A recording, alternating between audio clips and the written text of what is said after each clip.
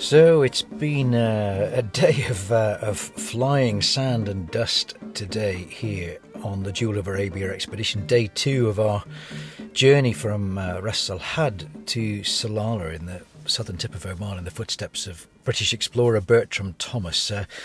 The wind was also there yesterday, but we're told, and looking at our windy app on our phone, that hopefully it's dropping tomorrow, because tomorrow we enter a sand sea the size of Wales, and if the sand is flying it's going to be pretty unpleasant.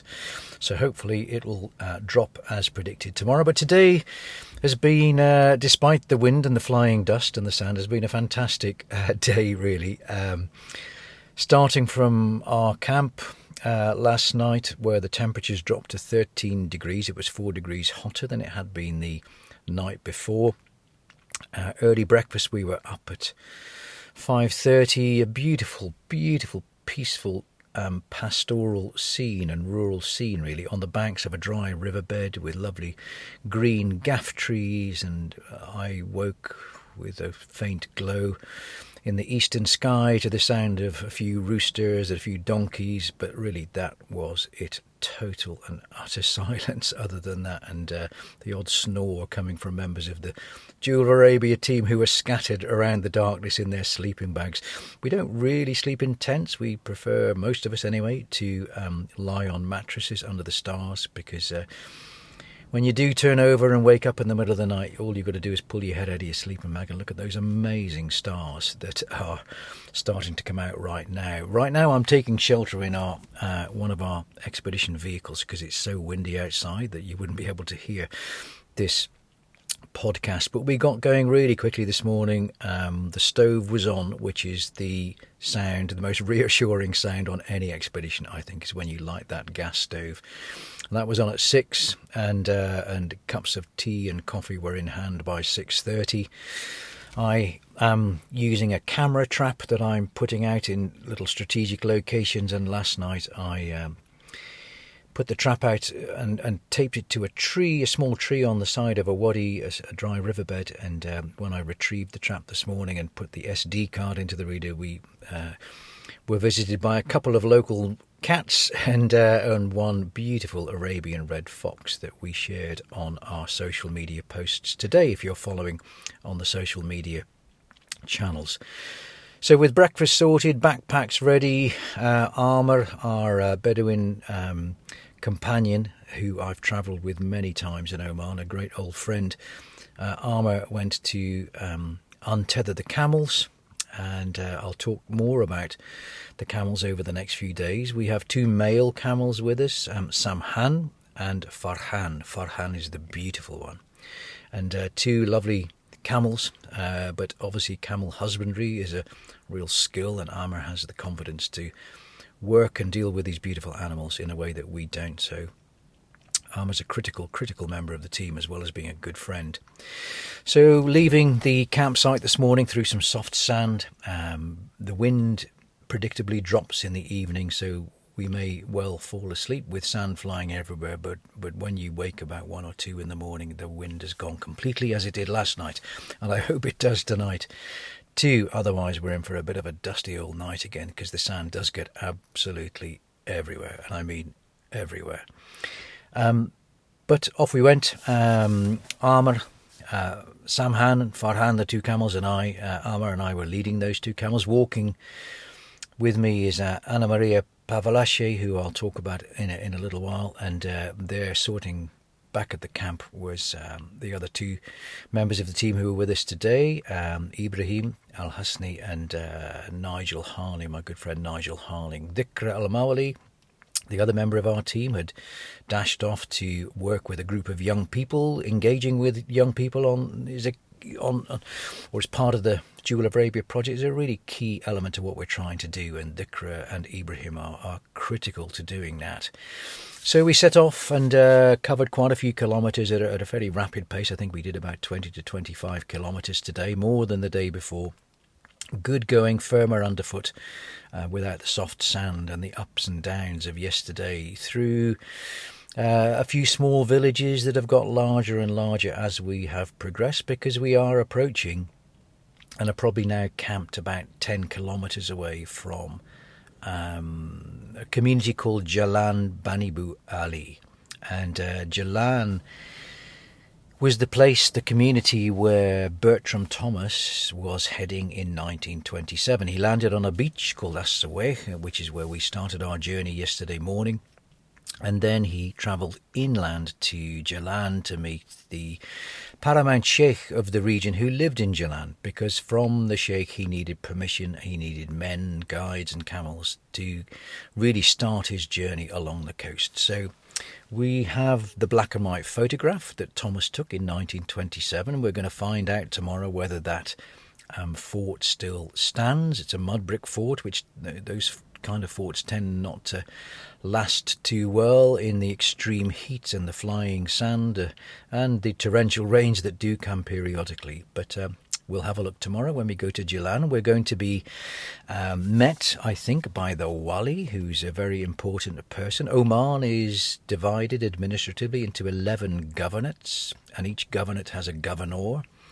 And in each governorate there are a series of districts called wilaya, and each wilaya has a wali. And so we're going to meet the wali of Jalan tomorrow. They want to meet us to celebrate our journey through their land, which will be a lovely start to our day. And then we're going to travel west to the outward bound Oman Desert Centre, which we're really excited to visit, and there we're going to see something pretty special in action that we're going to be sharing with you tomorrow. So you'll need to listen to the podcast tomorrow night to see that, but it's the only one of its kind in all of Arabia, and we're very, very proud. And I hope there's someone listening to this in a town called Granton-on-Spey in Scotland. His name is Suresh Paul, and I hope Suresh and his team at something called Equal Adventure will be very proud of what they see tomorrow. But I'm not going to talk too much about that now, because you'll be able to see video clips and listen to the podcast tomorrow night to hear more about that. And then we're going to do a quick shop because we then enter the northern end of an area of sand that is the size of Wales. It's called the Sharqiya Sands. That in English means the Eastern Sands. It used to have another name called the Wahiba Sands, but today it's called the Sharqiya Sands, and we will enter the Sharqiya Sands tomorrow afternoon, and we will be there for 4 or 5 days. So, we may only be able to get a podcast out tomorrow, and that might be it for a couple of days, because we will have no GSM signal at all. Hopefully our friends at Oman Tel are going to come to our rescue, and we have a device called a BGAN, which should give us broadband access in the desert that will mean we can continue to get our podcasts out, such as the amazing capacity of technology today. So thank you to our friends at Oman Tel for enabling that. But when we enter the sands, we need to enter with all of our gear for 4 or 5 days, because we won't pop out of the southern end of the sands on the shore of the Indian Ocean for 4 or 5 days. It's a good long distance, about 140 kilometres that we've got to cover on foot and by camel. As we do so, each night the moon is getting larger. I think we may have a full moon in about 8 or 9 days, so it may be that we reverse our clocks and travel at night under the light of a full moon. We'll see how things go. But the exciting thing that we're looking forward to tomorrow, also in the afternoon, is that waiting for us at a tourism camp called 1,000 Night Camp will be a group of geography students from the British School, Muscat, led by 2 fantastic teachers, Tamsin Murchie and Dan Baldwin, who respectively lead geography in the junior and the senior school at the British School, Muscat, here in Oman. And they have some fantastic young students coming to interview us before we enter the sands, and also we have a few things to show them explain to them what we're doing with regards to desert photography and the art of that. Nigel will be explaining all the rescue equipment and the special gear that we have in our vehicles. Ibrahim will be telling them a little bit about the connections with Bertram Thomas and Sultan Timur, and I will be explaining a little bit about the aims of the expedition. So hopefully by the end of all that, these young people will be fired up and inspired, and they're going to walk an hour with us at dawn the next morning. So we're looking forward to that. But so we have camels. So I'm just going to explain a little bit about how we structure our caravan as we move across the desert. We have two camels, Farhan and Samhan. The joy of camels is that you are really connected to Arabia, and they add like a dog, really. They're great company, and they just add another dimension to a journey. It's like walking yourself in the hills or having a dog with you. It's great company, and camels are extraordinary animals. They're incredibly resilient and robust, but also incredibly sensitive and alert and aware of what's going on around them. But our camels are just great. The benefit of camels is that they will travel at a steady, if you sit on the back and hold your GPS in your hand, a steady 6 to 7 kilometers an hour, whereas on foot I'm walking about 4, if I'm lucky, 5 kilometers an hour, sometimes 3 kilometers an hour in the soft stuff that we were in yesterday. So camels do cover more ground in a day, and they do enable you to rest your leg muscles and just use a different set of muscles trying to cling on for grim death, which is what an Englishman on a camel usually does, especially me. The photographs of Bertram Thomas on his camel, he looked particularly relaxed, so clearly he was a better camel rider than I was. So we have two camels, and bringing up the rear, we have two four-wheel drive vehicles. They are very kindly provided by Mohsin Haider Darwish, the Land Rover dealer here in the Sultanate of Oman. And MHD, Mohsin Haider Darwish, they have kindly provided us with a beautiful brand new Defender 110 car, which is just a joy to drive. It's so beautiful. And alongside it, we have my old banger of an original Land Rover Defender, which in Oman they call Abu Ftila, and it's a beautiful old car. It's one of the last Land Rover 110 Defenders off the production line. It's 2015. It's my pride and joy. I have a beautiful tent on the roof rack. It's not very comfortable. Anyone who drives a Land Rover will know what I'm saying. It's loud, it's slow, none of the doors close properly, but it has real character and personality, and it certainly proved its worth yesterday when Nigel and Ibrahim were battling through soft sand. It may not be able to go very fast, but its traction and its ability to pull other vehicles out of the sand is really unrivaled. So in those two vehicles we have plastic crates, and each crate is organised with food, breakfast, lunch, dinner. We're carrying with us about 8 days worth of evening meal, and the menus rotate, so we're not eating the same thing every night. But so far we've either been treated to wonderful local hospitality by the lovely Omani people, who insist on us joining them for lunch or coffee or for dinner.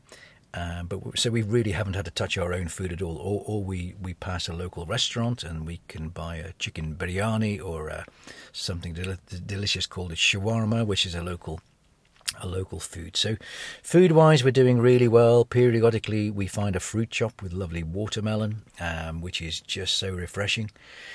But tomorrow is something just before I wrap up. Tomorrow is something really exciting, because I think we may be able to have a shower, and 3 days on the go covered in dust, and we may, when we reach the outward bound desert centre, have a shower.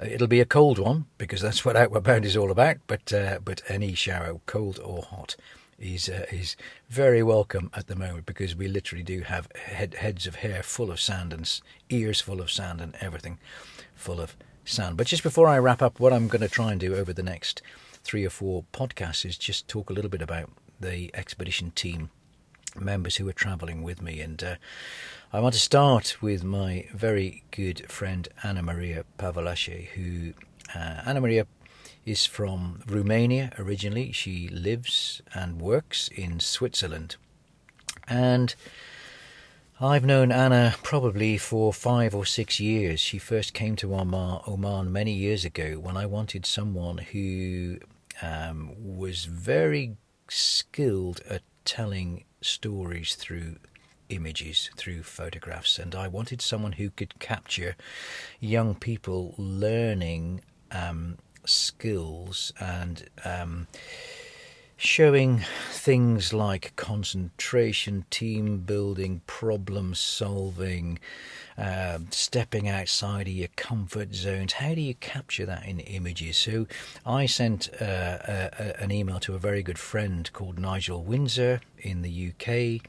Nigel kindly connected me to one of UK's top outdoor photographers, a man called Martin Hartley, who's done great photography on expeditions, especially to the Arctic, with people like Pen Hadow, the famous British Arctic explorers. And I asked Martin if he could recommend an up-and-coming young photographer who would really benefit from being associated with a major project like Jewel of Arabia. And I expected a list of about 4 or 5 names, but Martin emailed straight away and said, "This is the girl that you need to have on your project. Her name's Ana-Maria Pavalache." And if you look at the images that we are posting on our social media, you will see the quality of this girl's work. And none of these, we don't have time to Photoshop anything as we are going. These are raw images that Anna is taking either with her Leica or Nikon camera or through her mobile phone, but an incredible ability to capture the most beautiful images. So, Anna has a critical role on this expedition team. A, she's incredibly good company. B, she's a talented photographer. C, she's very comfortable having sand all over the place and sleeping out under the stars. And D, she is the opposite to me in terms of technology. I am a dinosaur pretty close to extinction. Anna is just so adept and fast at things like Instagram and Facebook and all of the kind of connectivity that goes with that. She's absolutely extraordinary, and a critical part of this expedition team. And I hope you enjoy her artwork as we spend another 28 days travelling south along the coast of Oman on the Jewel of Arabia.